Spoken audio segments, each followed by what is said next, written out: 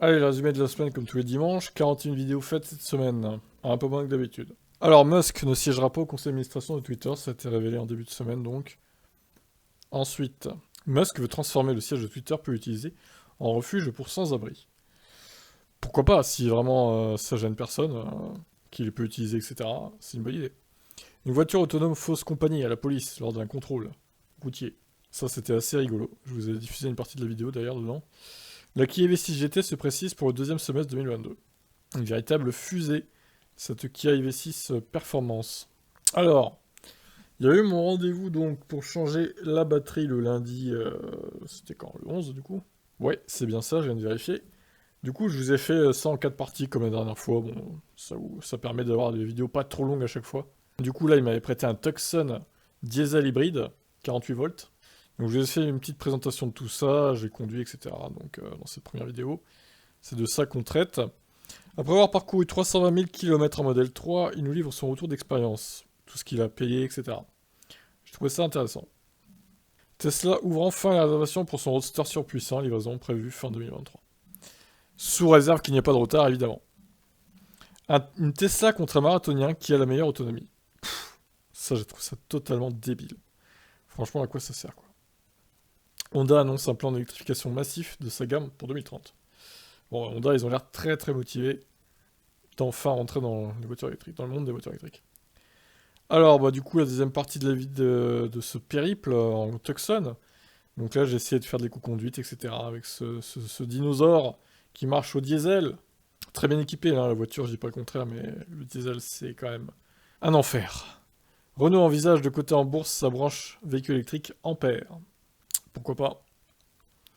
Un actionnaire de Twitter veut traîner Musk en justice concernant son entrée dans Twitter. Ça n'a pas été fait de manière très correcte, apparemment. La Nissan Leaf 2 version 2023 restylée se dévoile. Pas de grand changement, franchement, c'est pas ça qui va révolutionner la Leaf. La Unity One c'est terminé, le projet n'aura pas lieu, ne verra pas le jour. Alors les rumeurs parlent d'une NSX électrique en préparation chez Honda. Pourquoi pas, j'ai envie de dire. Alors, là j'ai récupéré le Kona électrique, donc le changement de batterie était fait, tout va bien. Par contre, ils doivent encore me changer un fusible. D'après ce que j'ai compris, ils l'ont pas reçu en temps et en heure, donc il faudra que j'y retourne, je sais pas quand, ils vont m'appeler un jour peut-être. Bref, ça commence à devenir un peu relou, hein. Toutes ces allées et venues à la concession là. Fusible, je sais pas à quoi il sert ce fusible d'ailleurs. Donc voilà, on verra quand il m'appelle. Le modèle Y est le SUV le plus vendu en Chine depuis le début de l'année 2022. Belle performance. La production de la Megane E-Tech stoppée pendant près de 2 semaines, à cause de la guerre en Ukraine notamment. Elon Musk veut racheter tout Twitter pour plus de 40 milliards de dollars. Il a fait une offre, 54 dollars par action, si je ne m'abuse. Ce qui fait plus de 40 milliards hein, de dollars. Donc à voir si ça va se faire, tout simplement. Ça serait incroyable qu'il contrôle le total de Twitter, lui. Hein. La barre des 1000 km d'autonomie sur une seule charge largement dépassée par la Mercedes EQXX. Quelle performance incroyable, hein. Il pleuvait en plus, ils n'étaient pas que du beau temps. Ils n'avaient pas que du beau temps. Les températures comprises entre 3 et 17 degrés. Donc c'était pas des températures estivales hein, quand même, hein, globalement. Sacrée performance. Hein. Selon cette étude, écouter de la musique classique augmentera l'autonomie de votre VE. Oui, mais bon, on n'a pas forcément envie d'écouter de la musique classique tout le temps non plus, hein. C'est sympa dans la petite dose. Alors, ils annoncent le bon coin comme toutes les 2 semaines, le jeudi. Bon, pas grand chose à se mettre sous la dent cette semaine, j'en ai pas retenu beaucoup. Il y a de moins en moins d'annonces, hein, on est à 7800. Il y avait 2 fois plus d'annonces il y a encore un an, donc c'est étonnant.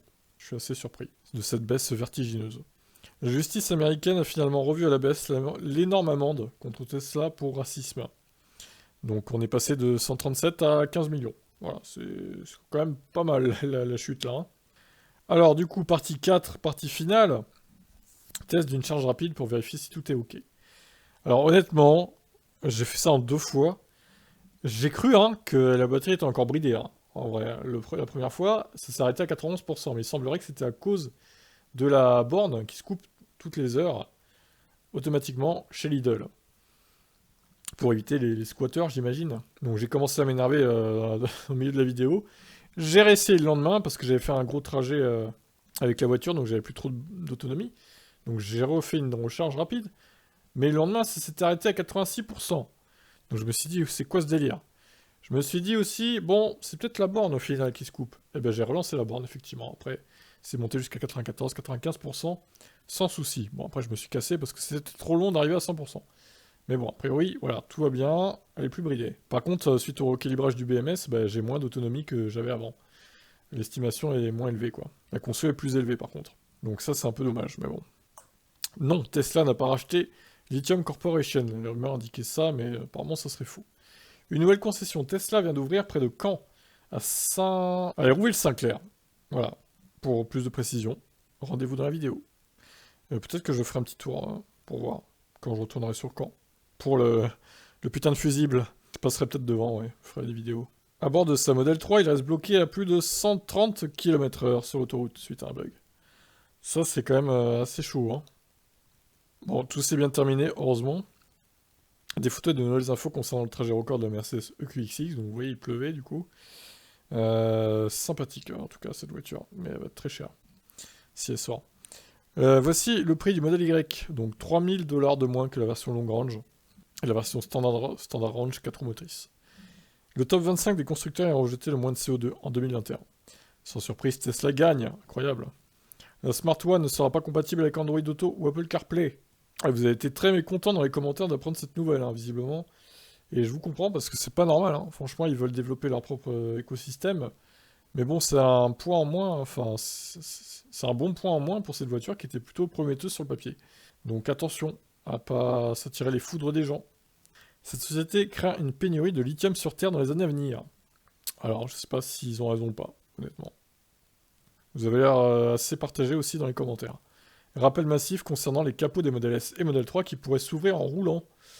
Voilà qui est un peu fâcheux.